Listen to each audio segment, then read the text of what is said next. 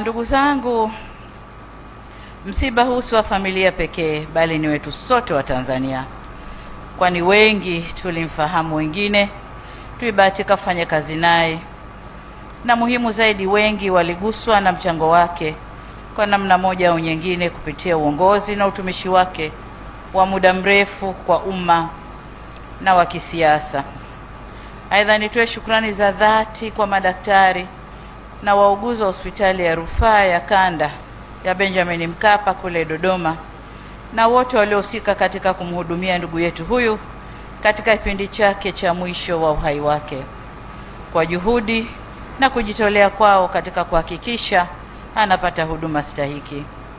Hata hivyo, maarifa, utaalamu na jitihada zetu sisi binadamu zina ukomo, na Mungu ndiye mwamuzi wa yote, nasi hatuna budi kuyakubali mapenzi ya Mwenyezi Mungu.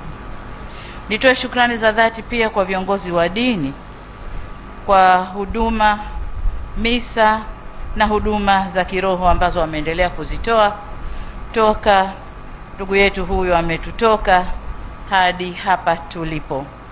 Na washukuru na ninawapongeza kwa kuendesha misa kwa nidhamu na heshima kubwa kwa marehemu mpendwa wetu, lakini vile vile kwa maneno ya faraja kwetu sisi wafiwa.